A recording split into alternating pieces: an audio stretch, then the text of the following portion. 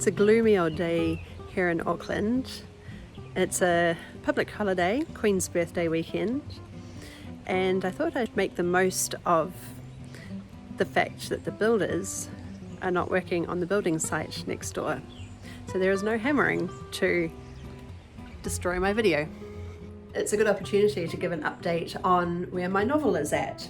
If you haven't been following along, this is my first novel and I'm just figuring things out as I go.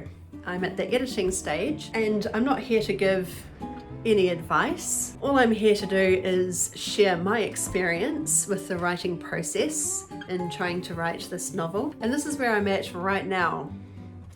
Editing is hard.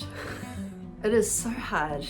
I mean, I really enjoyed the writing process. I loved coming up with the storyline and developing these characters and intertwining them all together and creating this whole book. It was really fun, but I always had this ideal that the editing stage was going to be the most fun part, that it was kind of like creating this beautiful piece of artwork, this illustrated line drawing, and the editing was sort of the colouring in stage, which seemed like the fun part to me was making it look beautiful. I mean, it kind of is. It's fun and I already have so much to work with, but it's just so hard. And I imagine that every writer out there who's watching this will be like, yeah, I could have told you that. But sometimes we need to learn these things for ourselves. So I'm up to chapter 3, which has actually been chapter 1 was challenging, and I made a whole video about the changes that I made for chapter 1, which were actually quite drastic. I took out a lot. I started at a different point in the book. I removed quite a lot of the story that just wasn't completely necessary. I was able to take elements from it and distill it down and kind of feed that back through, if that makes sense. And then for chapter 2, I was able to make those same improvements based on what I'd learnt from working on chapter 1.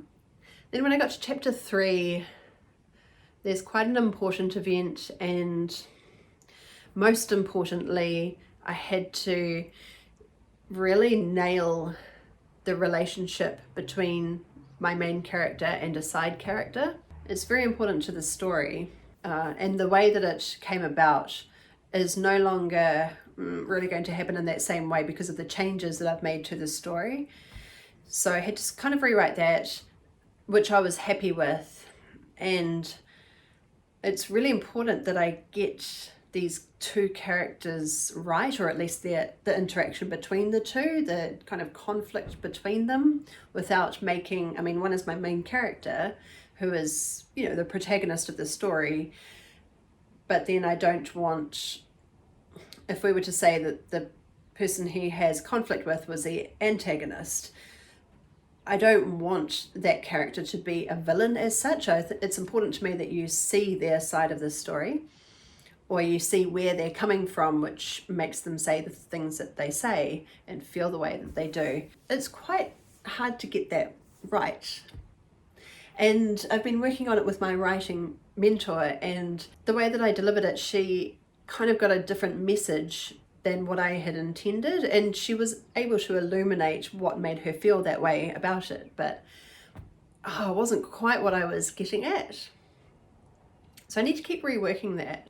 I thought that the editing stage was going to be more about trimming and refining and distilling and just tweaking here and there, massaging it to get it right.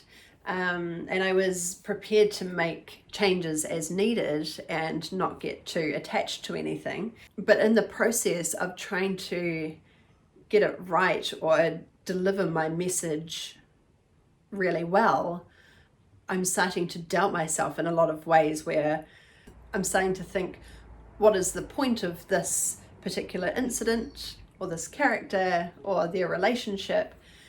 And then I start to think, well, what is the point of anything? what is the point of anything in this story if this isn't important? I may be making no sense at all. I suppose that the way you should get around that is to always be really clear on what the message is of the book and keep returning to that. Hi, you want to be in my video again? And to be very clear on the roles each character plays in either helping or hindering my character from getting where he wants to be for his own personal journey. I just need to take it a step at a time. I mean, this is only chapter 3, and I feel that this is quite a big turning point, or at least it's quite a formative chapter. And once I'm past this hurdle, I think that things will start to flow again more easily. I spent a crazy amount of time just pondering over it, just trying to figure it out in my head, especially figuring out the relationship between these two characters and then how I was going to express their relationship in a balanced way that was very clear and convincing. And this is something I've learnt too through chapter 3, is that we want things to be relatable, but if they are too relatable, they can be stereotypical. So it's trying to find that right balance where you can see where someone is coming from, but it's not done in the most obvious way. I'm not sure I'm making any sense at all. So that's where I'm at the moment, revising chapter 3. I'm feeling quite stuck, but I've been working on it with my writing mentor, and she has given me tools and support and ideas and advice on how to break through. And all I'm really here to say is editing is hard. Do I need to say it again? Now, this photo here was taken in 1965, which is when my book is set currently, the part that I'm working on.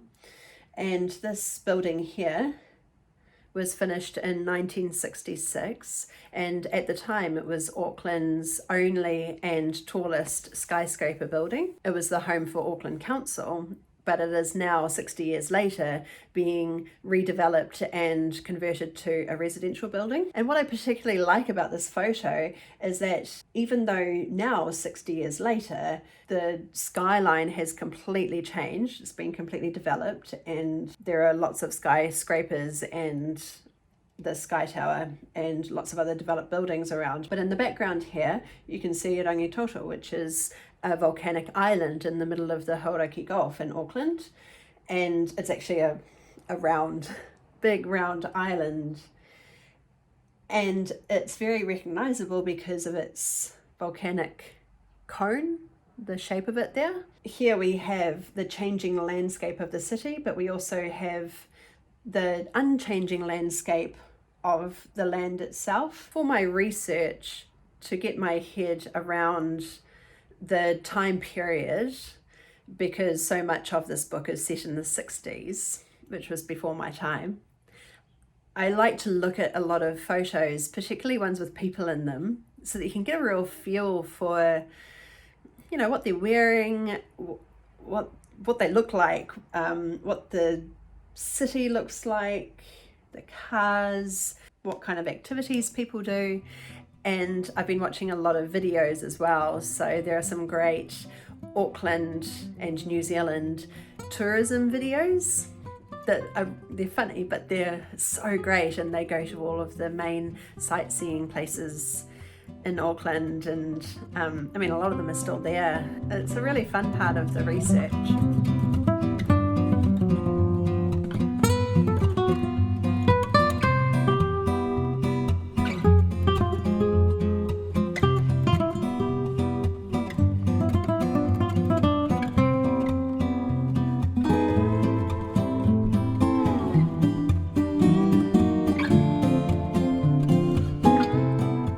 That's where I'm at the moment. Editing is not easy, it's not pretty, It doesn't look like much from the outside, but it's critical for the development of the book, and I shall persevere.